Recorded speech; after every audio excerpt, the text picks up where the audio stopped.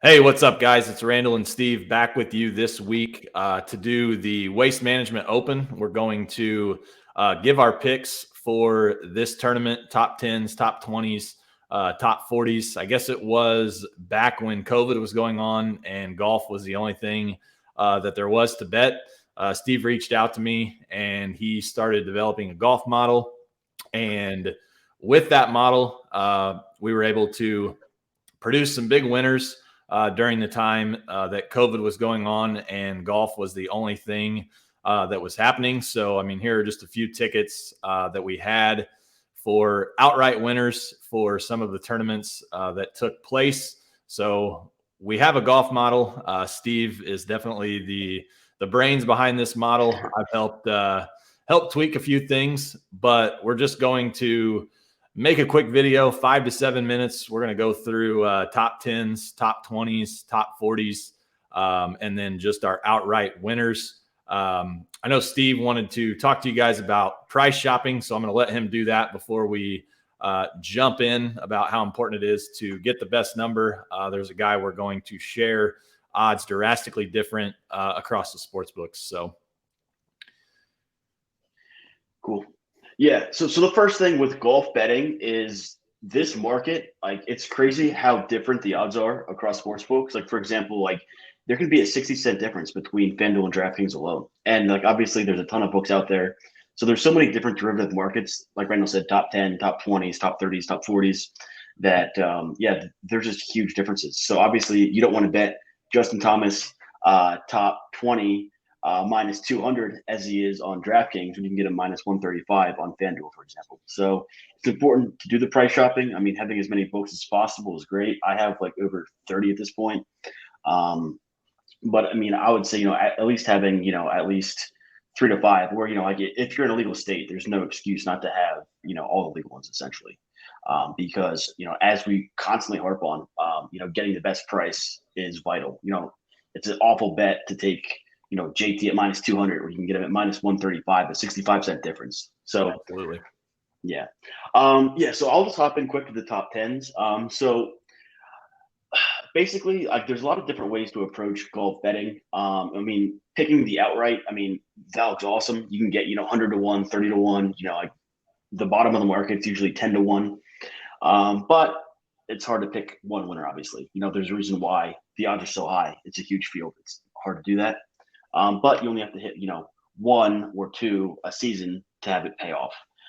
So anyways, top 10s, we like Hideki. We'll get more into him later, but he's just been very good at this course. He's in good form. Obviously, just won the Masters. Webb Simpson, last year, I guess he had a quote unquote off year, even though he did finish, I guess, like top 12 in strokes gained, which is a metric that's used to assess, like how well a golfer is playing in comparison to the field. He's really played well at this course. He actually won, I think, back in 2018 or no, 2017, and he's had 5 top 10 finishes out of his last 8. And then John Rahm, he's the best player in the world. Like it's not great odds, minus 115. But I mean, he's a guy who I've been riding for the past year. He's just a top 10 machine. This field is a little bit deeper, but I still like him. I mean, I think he can win the thing easily. So top 10, minus 115, I still feel it's good odds. Yeah, and you mentioned Hideki there. I mean, he won the Sony Open this year over Russell Henley in that playoff. I mean, the shot that he had on 18, unbelievable. I mean, just incredible there for his second shot, tap in eagle. I mean, just absolutely unbelievable. I actually had Henley to win that tournament. So make that up. But yeah, for top 20s, again, just looking for value out there. Carlos Ortiz, if you look last year, Ortiz finished in a tie for 4th, plus 550. I think that's some excellent value. Golf model really likes him this week. Xander, minus 125, top 20. He finished tied for 2nd last year. And then Justin Thomas, top 25, minus 135. I mean, I don't think there's really much to be said about JT. He's an absolute stud, finished tied for 13th last year.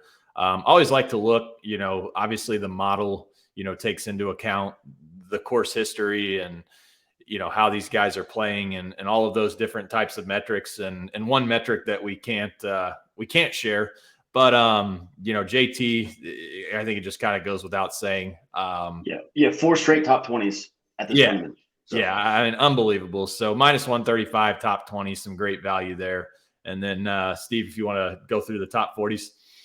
Yeah. So top 40s. I mean, this is where, like, obviously you have to dig deeper. Like if you were to take JT top 40, it would be like -300. Like there's really no value there, or it would actually probably be way higher than that.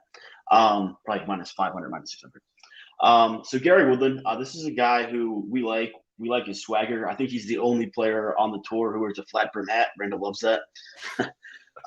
No, but I mean, the thing is, like at courses like this TPC Scottsdale, like it's just packed with fans. Like the guys who like get the energy from the crowds usually do well here. He actually won here back in 2018. And like his game fits his course very well. He plays well here. I think he actually has a legit chance to potentially be in contention come Sunday. So top 40, 135. And again, it's important to price shop because I think on DraftKings he's like he's plus 100 top 40. On FanDuel he's plus 135. So it's a massive difference. But yeah, really like Woodland. And then Norn and Patton Kizzare. These are two guys that they're not in great form, but the model likes how they're essentially kind of how their game translates to this field. So, or to this course rather. So, plus 190 and plus 230. It's great value. Yeah, no, absolutely. And just real quick, like I said, keeping this short, just going to run through some outright winners that we've picked. Obviously, the favorites like John Rahm here, for instance, plus 750. I mean, you definitely want to, adjust your unit size accordingly to how you're going to bet these. You're probably not betting the same amount on John Rahm as you are on a guy like, say, a Kevin Kistner, who we will feature later. But John Rahm plus 750 is a guy that we like, that the model likes to win this one. Yeah, and then I mean, back to JT, like he's the most elite approach player on tour. Like his floor is just so high thanks to that. I mean, it'll come down to the flat stick. Like he sometimes doesn't putt well, sometimes he's an elite putter, but at this course, he really likes his greens, so there's no reason to think that he won't be right there on Sunday. Yeah, and then we mentioned Hideki, 14-1. I mean, I think incredible value here on Hideki. Obviously, he's already won once this year. We mentioned that earlier. So really like Hideki, 14-1 in this spot. Yeah. And then, next guy, Xander Schauffele, 20-1. Mentioned him earlier as well. Like him to finish top 20. Also think some incredible value there at 20-1. Mentioned he finished tied for second last year. Scotty Scheffler, 24-1. Some good value there. Golf model likes him. He was playing pretty well last year down the stretch. 5 top 25 finishes his last 6 starts, including 3 straight. And this is a guy who we bet a lot last year. He's yet to win on tour, but he's definitely due. I hate to say he's due, but he is. So he's due to win. I'll keep betting until absolutely. Daniel Berger, 27-1 to win, has some value there. Abraham Answer, another guy, been there a lot. Has struggled to kind of close the deal, 55-1. And then 2 of our longer shots, Gary Woodland, Steve mentioned him earlier, 100-1, won this tournament a couple of years ago. And then Kevin Kistner, 130-1. So that'll pretty well do it for this weekend's Waste Management Open.